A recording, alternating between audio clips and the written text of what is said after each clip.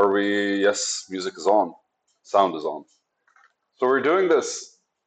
I am almost done with this book. I only have 1.5 pages. Look at this. Look at this. Hey man, I'm considering this progress. But I just spent a day interviewing people, and I think I made a mistake. So I put in for a job online for somebody to kind of like apply, and naturally I've been doing that LinkedIn thing where I just apply to everything. Fuck it. But there's kind of like a process where people look at the CV and they go like, nope, nope, nope. Today I understand why. But a part of me wanted to do more. I wanted to see if my sales pitch worked. I wanted to see what kind of people are there, and I wanted to do user-centric research through my actual interview process. So I kind of like ask random questions about like, how do you see the world? What do you think of society? And I kind of like involve just random stuff that allow people to explore how they are thinking in front of me. And it's fascinating when somebody's actually wanting to give me an answer, and on other times it's kind of like full on like a dud. Like people are like, what the fuck's going on? And the difference, right, where you're interviewing kind of like puts you in a certain observer. Like you I could see when I'm guiding them towards something, and I can see when I'm just kind of like exploring something from them. But anyways, uh, the idea behind it was for me to grind on this and like get enough of people and get enough of how people interact and all that stuff in order for me to kind of like, I don't know, it's like steps forward, I guess, improve of my deliberation process or just get to understand how people work so that when I actually have more than one person on the team. And it's fascinating because this is how I'm thinking right now, or this is how I'm preparing myself to think right now. So I'm going through the nonsense, and I have about 45 interviews left. I did 5 today, and each one was 50 minutes. I drank a fuck ton of water, man. And for some reason, I'm always thirsty, thirsty, thirsty, thirsty, thirsty, until like wanting to go to the bathroom mid interview, and I was like, oh. But anyways, today's video is if I had the time to do something, I would take the time to do it. And this is a conversation. If I had the time to do something, I would take the time to do it. And I was having this conversation with like a friend of mine when she was like literally, I mean, like I say a friend of mine, but honestly, like I don't really think I actually have friends. I probably have one, but she just wants to get in my pants. So I don't know if that's a friendship. But anyways, the I was having a conversation with her about how she basically interacts with the world and how what she wants to do because she seems like her energy is dispersed everywhere, and I completely understand that feeling.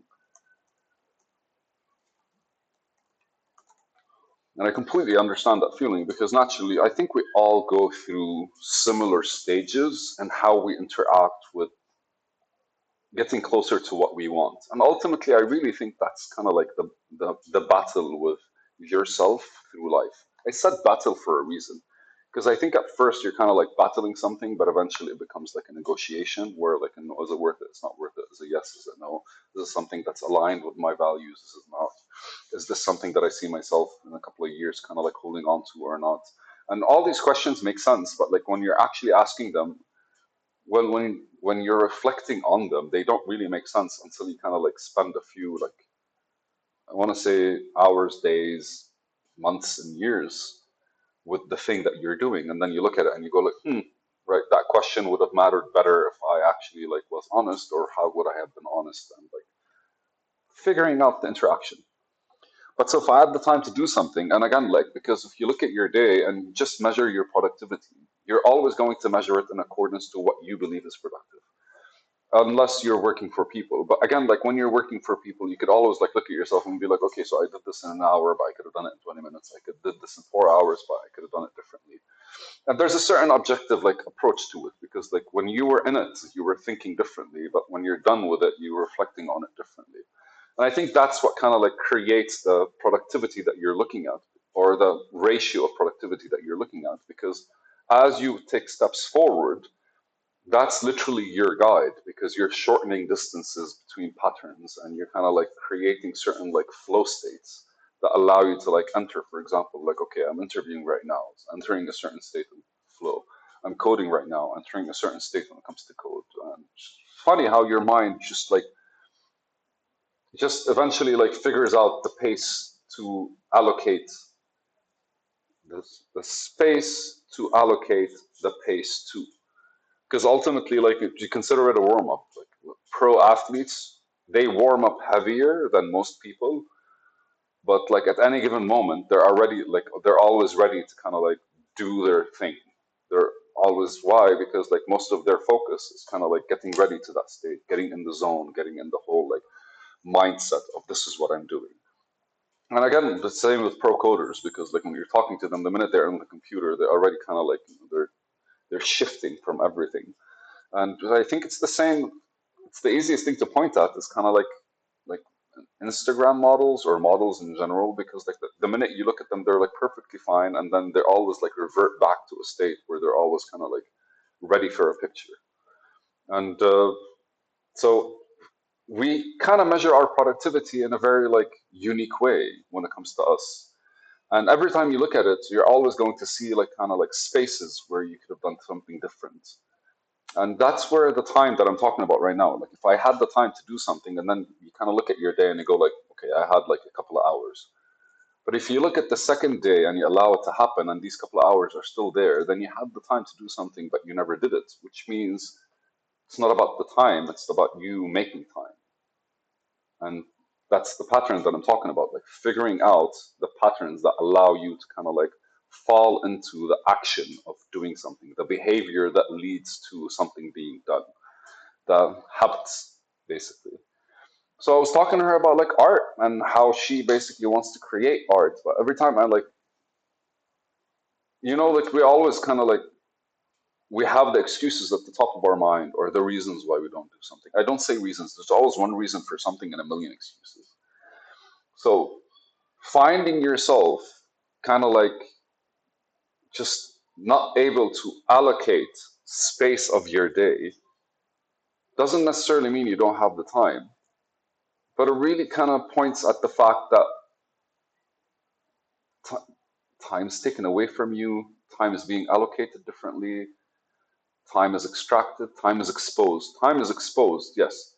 A lot more of your time is exposed. And when I say exposed, as in like, what's the difference between like putting your food outside for like a couple of hours or putting it in a fridge? If you put it in a fridge, it's basically still going to maintain its structure. But if you put it outside, there's between the sun, between rain, between winds, between dust, between insects, between all that stuff, it's no longer kind of like viable the same way you would want to approach things. So working on taking the time to do something is the activity is that thing's activity itself. And again, like I go to a quote that I heard, like that I read a couple of weeks ago, something around that time. It's just like an interview with like one of those writers of like Hollywood. He was like sometimes just opening the fucking laptop and staring at the abyss for like 8 hours a day for 8 hours is writing because that's the habits, that's your behavior. Even if you have writer's block, even if you have like any kind of like issue formatting something, ultimately what you're doing is you're kind of like engaging with one specific thing and allowing the time to be allocated to it directly instead of like extracted or exposed. Exposed is the word I use. So I don't know, is this a piece of advice or is just like me kind of like reflecting on how it came out or why I said it this way?